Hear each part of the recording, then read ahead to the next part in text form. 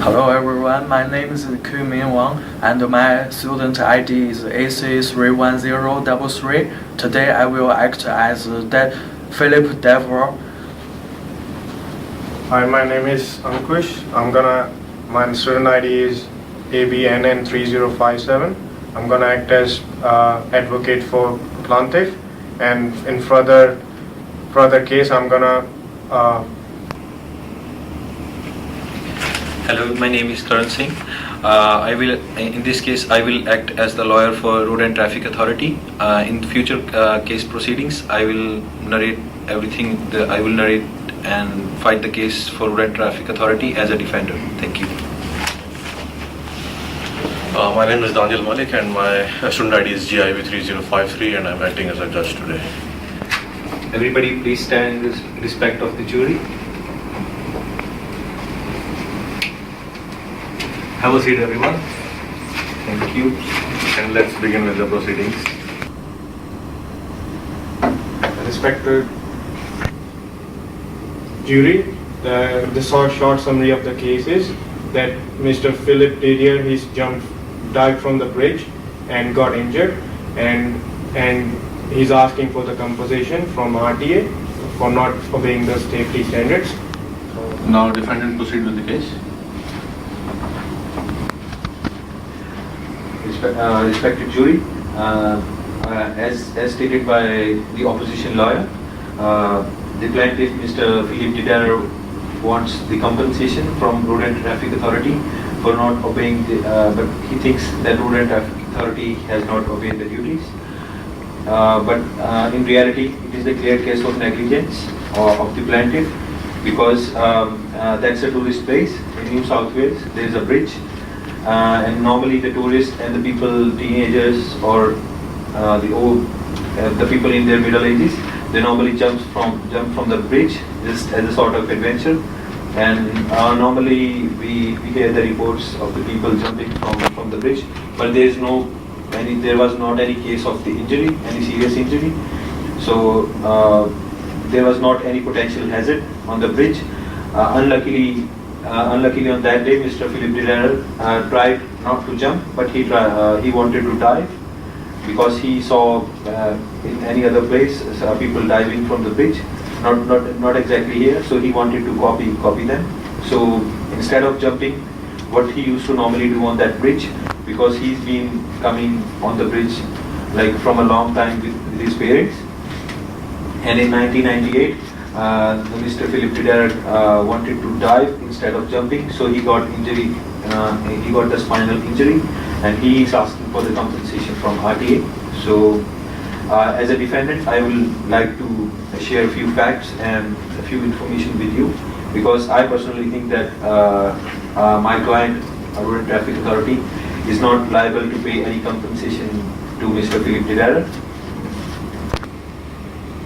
If we discuss with the facts, the Road and Traffic Authority, they have done their duties well, because there was not much potential risk at the bridge. So according to the facts, the bridge was not like any potential hazard to a person diving from there, because so many people have dived from there and they haven't got any injury. Even the minors, we haven't got any report. But the Road and Traffic Authority have done their duties well. They have put the signs of do not dive and do not climb. Before, the signs were not clear. There were the pictures, do not dive pictures, but they replaced with the signs, with the wording, because they thought that some people may not understand the picture signs, and then it's better to write in the words, and everybody can read it and they can follow that up. But Mr. Philip Didier, he neglected. He saw the signs. He is admitting that he saw the signs. He know the meanings, because he was 14 and a half years old at that age in 1998 when this thing happened. He was 14 and a half years old, but he neglected the signs, but he climbed, because still there was a sign saying that do not climb on the bridge.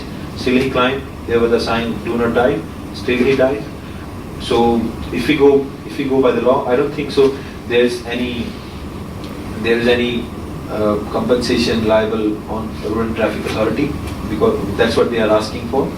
So under the sections, he have neglected.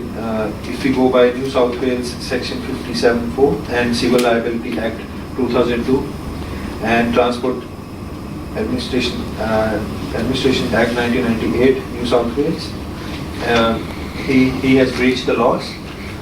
So because he is accused, he had breached the laws, not the traffic authority. So if he got injured, that's the unlucky part for him. Road and Traffic Authority is not liable to inform or to make understand everyone of the boards. That is everybody's individual responsibility to look and recognize the probability of the risk and the potential of the risk. If he knows he is jumping from a 30 feet bridge, he should know how much injury or what serious impact on his health he can get, or what sort of injuries he can get. That's not the responsibility of Road and Traffic Authority to mention the depth and all. And even more, he knows about, because he has jumped so many times from the bridge, he knows about the depth. He knows that the water in the channel is very shallow in the middle, and and when we come to the edge, there's gradual decrease in the water level. So he was and the water is continuously running under the bridge. So it is very hard to recognize the depth of the sea level. So he knew about all these facts, but still he neglected.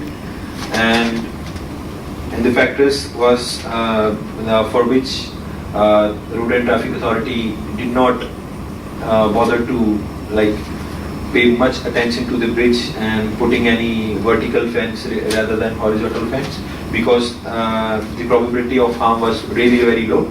So it was better to, in 1998, it was better to, rather than spending $150,000 on vertical fencing, because the risk was really very minor, and it was not reasonable to spend that much money on vertical fencing.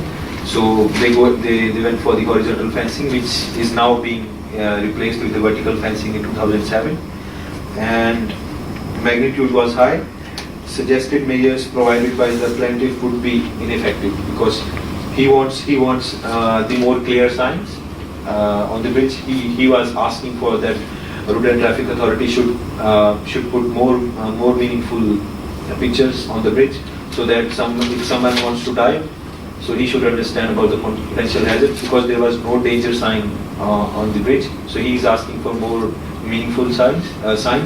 But that's on the individual's understanding, because they have signs which are good for many people. I think they will understand the meaning of the signs, and they will understand and they will not dive.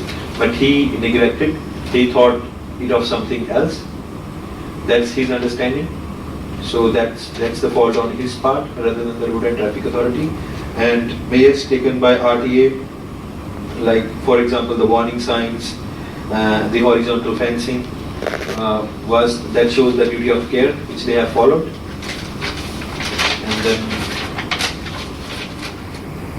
And at last, for the conclusion, I would say my client, Road and Traffic Authority, have taken the reasonable care to prevent any incidents. But unfortunately, there was a case of Mr. Vidar, and he got spinal injuries. And for the case of vertical fencing, that has been done now. The vertical fencing has been constructed on the bridge, so there is no place for anybody to stand. So, but still, if anybody tries to jump from the vertical fencing by any means, so in future that will not be the responsibility of Road and Traffic Authority. If somebody ignores the signs and neglects and are not able to recognize the potential of hazard. Thanks a lot. Now I will ask plaintiff if you have anything to say further, if you have any information to provide us. No, actually, I think accept all the lawyer presented. Okay. Furthermore, for the conclusion, we are just waiting for the conclusion, but there is nothing misleading that told by the defendant. So we're just waiting for the conclusion. After considering all the facts and information provided by plaintiff and defender, RTA, the jury has come up to a decision by a ratio of 3:2 that RTA is not liable for any compensation. It is clear case of negligency by Mr. Philip Deder.